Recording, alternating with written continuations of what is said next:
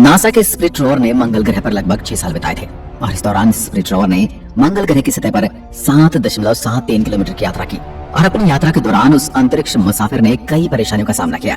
अपने जीवन काल में उसने कई हजार तस्वीरों को पृथ्वी पर भेजा और कई खुलासे किए, जिसने वैज्ञानिकों का मंगल के प्रति नजरिया ही बदल कर रख दिया।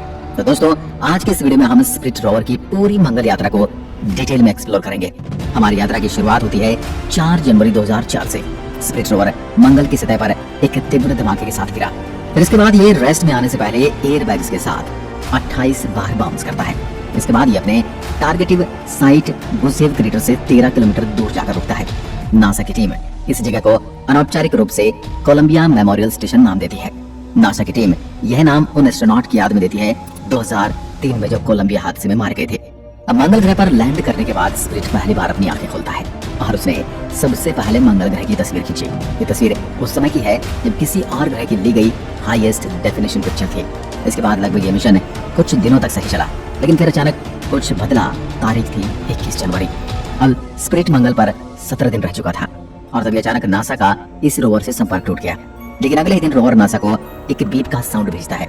वह कंफर्म करता है कि उसे पृथ्वी से भेजा एक सिग्नल मिला है। इसके साथ ही वो ये भी बताता है कि इसके अंदर कुछ खराबी है। रोवर की इस जानकारी से वैज्ञानिक समझ गए थे कि यह रिबूट लूप से प्रभावित है। इसका मतलब था कि यह बार बार बंद और चालू हो रहा है। नासा ने इस रोवर को इस हिसाब से डिजाइन किया था कि अपने आप रिस्टार्ट हो सके, लेकिन वैज्ञानिकों का डर था कि रिस्टार्ट करने से रोवर अपनी पूरी जानकारी खो देगा और ओवरहीटिंग के कारण काम करना बंद कर देगा। रोवर का ये फॉल्ट इतना गंभीर था कि यह नासा लगभग ये उम्मीद छोड़ चुका था कि स्प्रिट मंगल ग्रह पर आगे बढ़ पाएगा। लेकिन खुशकिस्मती से स्प्रिट का मंगल पर 19वां दिन था जब नासा ने ऐलान कर दिया था कि सिग्नल की रिपोर्ट में खराबी नहीं है, बल्कि इसके फ्लैश मेमोरी में खराबी है, जो कि एक सॉफ्टवेयर एरर है जिसे फ्लैश मेमोरी को फॉर्मेट करने से सही किया जा सकता है। 32वें दिन स्प्रिट को सही कर दिया जाता है। इसके बाद ये वापस मिशन में लौट चुका था। अब टीम का अगला लक्ष्य था रोवर की रेट का उपयोग करना। उससे पहले कभी भी मंगल पर इतनी बारीकी से निरीक्षण नहीं किया गया था। दुनिया मंगल की चट्टानों के बारे में जानने का बेसब्री से इंतजार कर रही थी। इसके बाद स्प्रिट ने अपने माइक्रोस्कोपिक इमेजर और स्पेक्ट्रोमीटर की मदद से एक पिसी हुई चट्टान के पाउडर की जांच की। इसके बाद रोवर ने ये कंफर्म किया कि चट्टान मंगल ग्रह पर हुए विस्फोट के कारण बनी है। इसके बाद ये मुसाफिर आगे बढ़ता है, जो जा पहुंचता है एक दूसरी चट्टान के पास, जिसका नाम था हम्फ्रे। 5 वर्ष तक इस चट्टान की खोज करने के बाद नासा घोषणा करता है कि स्प्रिट ने मंगल ग्रह पर पानी की संभावना व्यक्त की है। ये चट्टानें ऐसे मिनरल से बनी थी जो आमतौर पर पानी के भाव वाली जगह पर पाए जाते हैं। अब यहाँ से स्प्रिट अपनी अगली लोकेशन के लिए रवाना होता है, जिसका नाम था बारविली क्रेटर। यहाँ पहुंचने के बाद सबसे पहले रोवर ने ये पैनोरामा कैप्चर किया। इसके बाद नासा टीम ने तय किया कि रोवर को इस क्रेटर में नहीं भेजा जाएगा, क्योंकि इसे यहाँ पर कुछ ऐसा नहीं दिखा जिस पर रिसर्च की जा सके। अब रोवर यहाँ से निकलकर कोलंबिया हिल्स की तरफ रवाना होता है। इस बीच स्प्रिट को रास्ते में एक और क्रेटर दिखता है और वह रुककर कुछ इस तरह का मंजर पेश करता है। अब स्प्रिट यहाँ से भी आगे बढ़ जाता है। आगे बढ़कर उसे लोहानटन क्रेटर मिलता है और रोवर यहाँ से एक पैनोरामा खींचता है। इस इमेज को वैज्ञानिक देखते हैं कि रोवर का एक बिल कुछ घसीट कर चल रहा था, लेकिन ये अभी भी काम कर रहा था। अब वैज्ञानिकों की टीम रोवर को इंस्पिरेशन देती है कि वह हस्बैंड हिल पर पहुंचे। ये लोग काफी दूर से कैप्चर किया गया, जिसमें हस्बैंड हिल की सबसे ऊपरी साइड को देखा जा सकता है। अपने शिखर यात्रा के दौरान स्प्रिट ने पोर्ट ऑफ गोल्ड रॉक नाम की एक चट्टान पर फोटो कैप्चर करता है, जो वैज्ञानिकों के लिए थोड़ी हैरान करने वाली होती है। ये मुसाफिर इस चट्टान की इन्वेस्टिगेशन करता है और देखता है कि मंगल ग्रह पर हेमेटाइट की मौजूदगी है, जो इस ओर इशारा करते कि मंगल ग्रह पर कभी पानी की मौजूदगी नहीं होगी। स्प्रिट को इस तरह से डिजाइन किया गया था कि मंगल पर महज 90 दिनों तक रह सकता है, लेकिन इसकी एडवांस टेक्नोलॉजी के अनुसार वैज्ञानिक इस यात्रा को थोड़ा लंबा खींच सकते थे। मंगल की आंधी के कारण अब इसके सोलर पैनल ढक चुके थे और इसका पावर लेवल इसके मैक्सिमम पावर लेवल से 63% तक पहुंच गया था। लेकिन अभी तक ये इतना पर्याप्त था कि रोवर मंगल को और अधिक एक्सप्लोर कर सके। लेकिन तभी अचानक मार्च 2005 में रोवर के साथ कुछ ऐसा हुआ जो वैज्ञानिकों को हैरान करने वाला था। एक बड़ा हवा का झोंका स्प्रिट के पैनल पर लगी धूल को हटा देता है।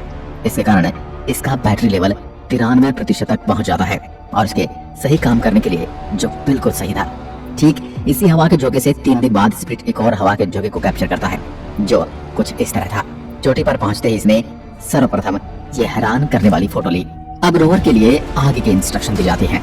ये पैनोरामा स्प्रिट ने हस्बैंड हिल से नीचे उतरते समय कैप्चर किया था। रास्ते में रोवर कोमांची नाम की चट्टान के पास रुकता है। वहाँ बहुत जांच करने के बाद वैज्ञानिकों ने पाया कि जगह एक समय नॉन एसिडिक वाटर से भरी थी। रोवर की इन्वेस्टिगेशन उस धारणा को पूरी तरह गलत साबित करती है जिसके अनुसार मंगल पर जीने के लिए अनुकूल पानी उपलब्ध नहीं था। होम प्लेट की तरफ बढ़ते हुए स्प्रिट ने इस तरह के कुछ खतरनाक चित्रों को भी हमारे पास भेजा। फरवरी 2006 तक स्प्रिट होम प्लेट की सतह पर पहुंच चुका था। मंगल की गर्मी के मौसम के लिए वैज्ञानिकों की टीम इस सर्दी के लिए तैयार करने में जुट जाते हैं। सर्दी के मौसम में रोवर के सोलर पैनल को इतनी सनलाइट रिसीव नहीं हो पाती जितनी उसे जरूरत थी। मार्च 2006 तक स्प्रिट की अगली दोनों व्हील्स ने एक साथ काम करना बंद कर दिया था। अगर स्प्रिट मुकुल हिल्स तक पहुंच जाती तो ये मिशन यहीं खत्म हो जाता। नासा की टीम ने तय किया कि अब रोवर को अपने पिछले व्हील्स का उपयोग कर रिवर्स जाना चाहिए। अब ये पिक्चर रोवर ने मुकुल हिल से वापस रिवर्स आते समय कैप्चर की। सर्दियां नजदीक आ रही थी और वैज्ञानिकों को अभी भी यह पता नहीं था कि रोवर अपने तय समय तक सही जगह पर पहुंच पाएगा या नहीं। वैज्ञानिकों ने मुकुल हिल की चोटी पर जाना कैंसिल किया। हाई रिस्क प्लान को बदलकर तय किया कि अब रोवर इसके पास ही मौजूद स्टेटस विंटर हेवन के नाम से जाने जाने वाली चोटी पर जाएगा। अब स्प्रिट को यहाँ पर लगभग 8 महीने के लिए पार्क कर दिया गया था। स्प्रिट यहाँ पार्क होने के बाद भी लगातार एनवायरनमेंट को ऑब्जर्व कर रहा था। इन 8 महीने के दौरान कम पावर के कारण वैज्ञानिकों ने किसी भी प्रकार के ट्रायल की कोशिश नहीं की। अब 2007 में कुछ नए सॉफ्टवेयर के साथ स्प्रिट सर्दियों की नींद से जागता है और अपने मिशन को कंटिन्यू करता है। इस बार नए सॉफ्टवेयर के कारण स्प्रिट अब ये तय कर सकता था कि उसे कौन सी तस्वीर पृथ्वी पर भेजनी है और कौन सी नहीं। नासा की टीम को भी इस मिशन को लेकर बड़ी ही उम्मीदें थी। रोवर के अगले पहिए अभी भी जमीन पर घसीट कर चल रहे थे, लेकिन फिर भी रोवर सही तरीके से काम कर रहा था। तभी अचानक नासा की टीम कुछ ऐसा देखती है जो सबको हैरान कर देने वाला था। नासा की टीम देखती है कि अभी जहाँ से रोवर गुजरा है वहाँ पर कुछ सफेद पाउडर निकल रहा है। काफी निरीक्षण के बाद टीम ने पाया कि ये सिलिका है। सिलिका इस बात का प्रमाण था कि प्राचीन समय पर मंगल पर कोई लाइकोबैक्टीरिया जीवन रहा होगा। 2007 के अधिकतर समय में स्प्रिट रोवर होम प्लेट पर ही रहा। इस समय उसने होम प्लेट के वेस्टर्न से कुछ इस तरह का पैनोरामा कैप्चर किया।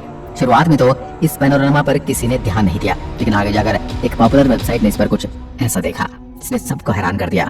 इस पैनोरामा में इंसान की तरह एक आकृति दिखाई दे रही थी।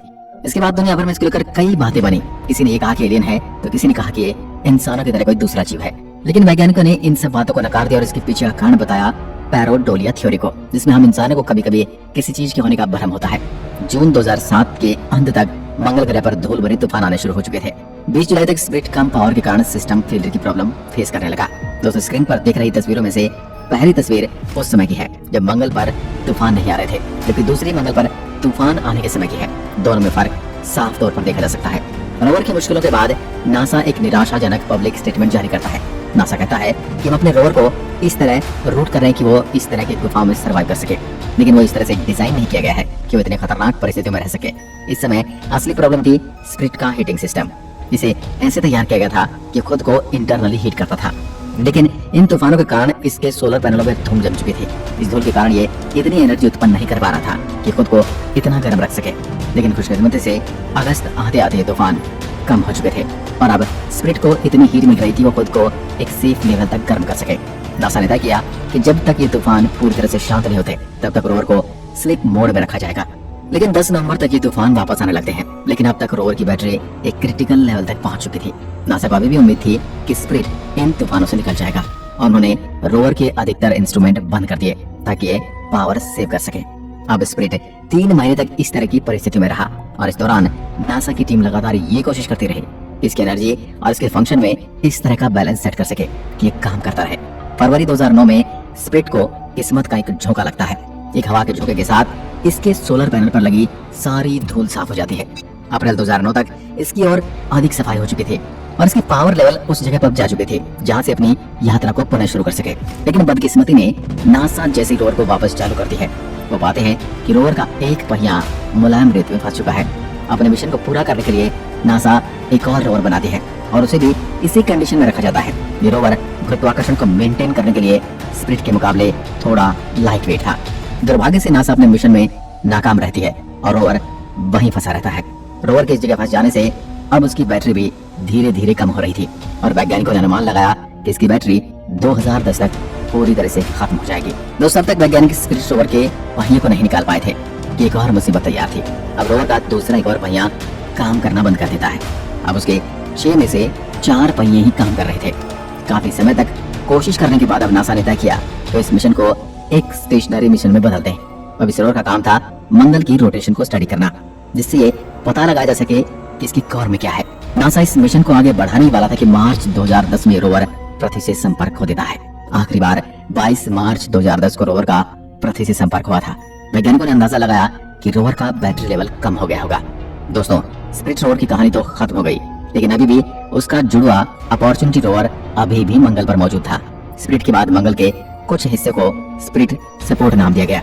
अब दोस्तों, आप स्क्रीन पर जो फोटो देख रहे हैं, ये फोटो स्पिरिट स्पोर्ट्स की है, जो अपॉर्चुनिटी रोवर द्वारा कैप्चर किया गया था। स्पिरिट रोवर के खत्म होने के 7 साल तक अपॉर्चुनिटी रोवर काम करता रहा। इसने भी मंगल की कई जानकारी हमें दी।